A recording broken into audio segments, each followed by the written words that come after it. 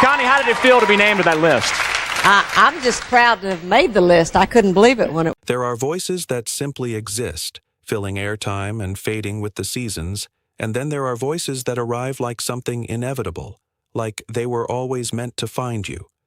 Connie Smith had that kind of voice, not the kind you hear and move on from, but the kind that stops you mid-sentence, makes you reach for the volume, makes you wonder where this woman has been your entire life. She didn't ease her way into country music. She detonated into it. A young woman from a chaotic household in small-town Indiana, carrying no industry connections, no carefully managed image, just a voice so staggering that a seasoned music professional stood in an open-air park in Ohio and genuinely, momentarily wondered if she was lip-syncing, because no real person could possibly sound like that. This is the story of Connie Smith, not just the greatest female debut in country music history, not just a woman who broke records that stood untouched for decades, but a human being who survived poverty, a near-catastrophic childhood accident, the grinding machinery of the music industry, personal heartbreak, and a near-fatal illness in her 80s, and came out the other side still singing, still completely herself, still one of the most emotionally devastating vocalists the genre has ever produced. On August 14, 1941, in Elkart, Indiana, a girl named Constance June Meter came into a world that was immediately complicated. Her biological father's alcoholism brought instability into the home, her parents eventually divorced, her mother remarried, and the household expanded into something almost impossible to imagine today. 15 children living under one roof, blended and crowded and loud, held together by the rhythms that gave all that chaos a heartbeat. Music was one of those routines. Her stepfather played mandolin, her brothers took up fiddles and guitars, and Saturday nights were sacred for one thing: gathering around the radio to listen to the Grand Ole Opry, that broadcast from Nashville that turned living rooms across America into something close to a congregation. A young Connie absorbed everything she heard: Kitty Wells, Ernest Tubb, Patsy Cline, names that would eventually feel less like distant legends and more like people she was always going to know. And that's when life tried hard to take it from her. At 7 years old, Connie suffered a severe lawnmower accident that came terrifyingly close to costing her a leg, drawing a hard line between before and after in ways a child that age can't fully process. She ended up bedridden in a hospital, lifted out of the noisy world she knew and placed into something still and frightening. And someone, in an act of casual kindness that would ripple across an entire lifetime, handed her a guitar. No lessons came with it, no teacher, just the instrument and the long weeks of recovery, and a girl who turned her pain into practice. When she finally returned home, the connection to music that had lived quietly inside her was now sealed, made permanent by those weeks of silence and 6 strings. Jean Shepherd was among the artists she gravitated toward during this period, drawn particularly to the clarity of Shepherd's voice, which Connie later described as one of the models she tried to follow, because that kind of clarity felt like a standard worth chasing. Back in school, she proved the voice wasn't the only extraordinary thing about her, graduating as salutatorian of her high school class and missing the very top spot by a single fraction of a point. The years after graduation looked on the surface like any other young woman's life in small-town America. Telephone operator, drugstore clerk, dental assistant, grocery store employee, these weren't waypoints on a secret path to stardom, but simply life as she understood it. When she married a man named Jerry Smith, she might have continued that way indefinitely, had Jerry not recognized something in her that she hadn't yet fully reckoned with herself. His steady insistence that she share that voice beyond the walls of their home became the permission she hadn't known she was waiting for, and the result was a decision to enter a talent contest at Frontier Ranch, a country music park near Columbus, Ohio in 1963. 21 years old and genuinely nervous, she chose to sing Jean Shepherd's I Thought of You, walked up to that microphone and opened her mouth. The audience went quiet. The judges went quiet. And among those judges that afternoon was country music star and songwriter Bill Anderson, a man with a finely calibrated ear who had spent his career listening to singers both great and forgettable. Anderson later said the moment Connie began to sing, he had a momentary disorienting suspicion that she was lip-syncing, because the voice coming from this completely unknown young woman was too controlled, too luminous, too fully formed to belong to someone no one had ever heard of. $5 silver was the official prize, but the real result of that afternoon was Bill Anderson's complete and total attention, and that changed everything. Their paths crossed again in early 1964, when Connie attended one of Anderson's concerts in Ohio and received an invitation to Nashville to perform on the Midnight Jamboree radio show. She arrived expecting to share the stage with Anderson and found herself instead performing alongside Ernest Tubb, which would have been overwhelming enough on its own. But backstage that night, Loretta Lynn approached her, and Loretta Lynn was not the kind of woman who offered encouragement carelessly.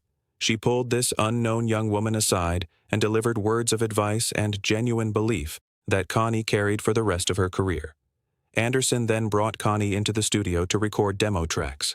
His manager passed those recordings to Chet Atkins at RCA Victor, and Chet Atkins, the principal architect of the Nashville sound and one of the most consequential ears in the history of American music, listened and did not hesitate. On June 24, 1964, Connie Smith signed her first recording contract with RCA Victor.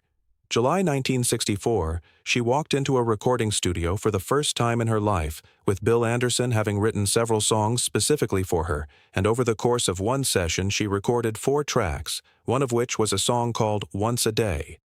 Released in August 1964, the single entered the Billboard country charts and began to climb, reaching number 1 and staying there for 8 consecutive weeks, and no female artist in country music history had ever achieved that with a debut single, not one. Radio stations played it constantly, fan mail arrived by the thousands, and Connie Smith, the girl from Elkart who had taught herself guitar during a hospital recovery and been entirely unknown, was now the most talked-about new voice in the genre. Her appearance on The Jimmy Dean Show confirmed for television audiences what radio had already made undeniable. This was not a studio creation but a person, and the difference between those two things was something listeners could feel without being able to explain it. The years that followed were as demanding as they were rewarding. RCA released her debut album Connie Smith, followed it with Cute and Country, and the touring schedule expanded relentlessly while television appearances multiplied.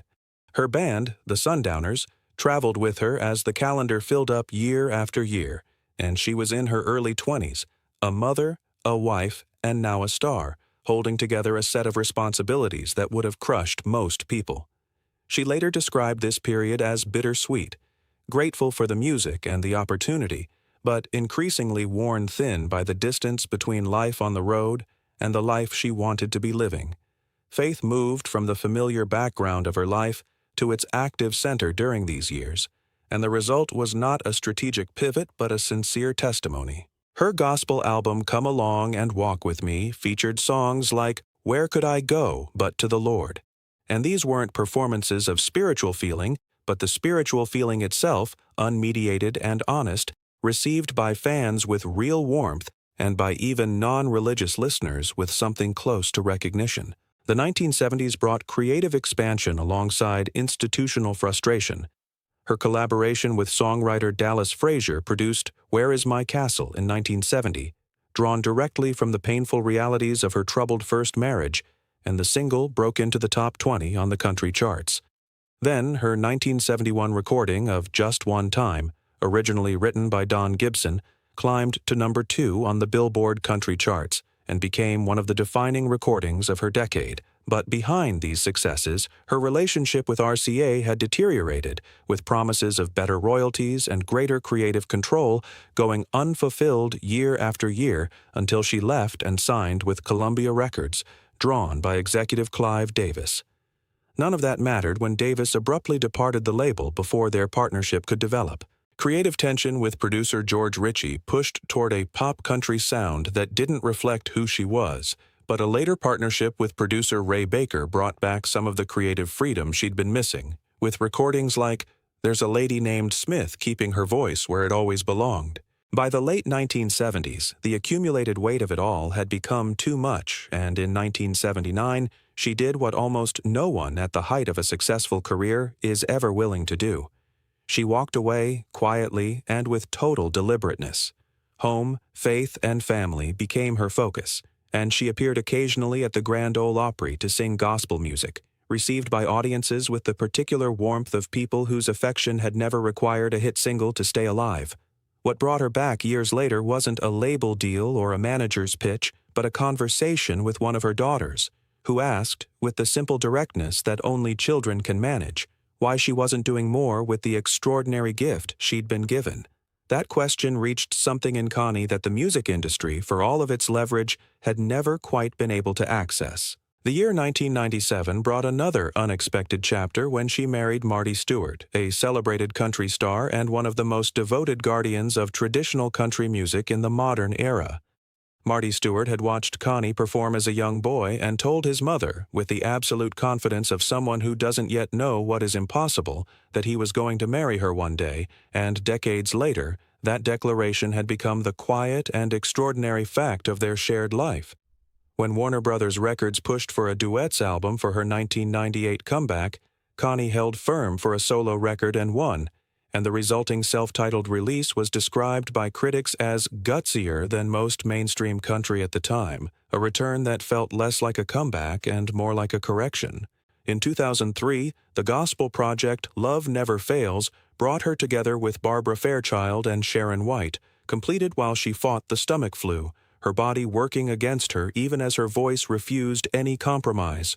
Long Line of Heartaches arrived in 2011, produced by Marty Stuart, drawing from legendary writers like Harlan Howard, and critics described it as a return to form with her voice sounding as rich and deeply felt as anything from the 1960s. Then in 2021, she released The Cry of the Heart, her first solo album in a decade, and the New York Times praised its emotional depth and timeless production, while fans celebrated it as proof that the most honest strain of traditional country music was still breathing. Also in 2021, she contracted COVID-19 and developed severe complications including sepsis and pneumonia.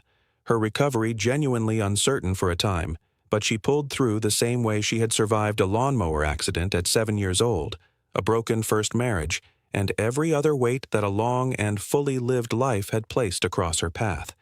She later said, with the dry precision of someone who has survived enough to know exactly what survival looks like, that she had refused to become just another statistic, and coming from Connie Smith, that doesn't sound like something people say, it sounds like something people mean. Dolly Parton has described Connie Smith as one of the greatest singers to ever walk the face of the earth, and that is not diplomatic generosity, but a peer assessment delivered by someone entirely qualified to make it.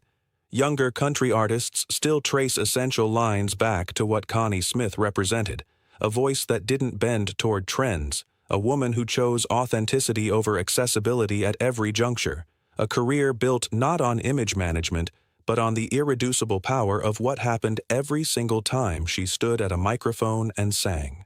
From 5 silver dollars at a talent contest in Ohio to the front pages of American music criticism 6 decades later, the through line of her story isn't fame, and it isn't commercial success.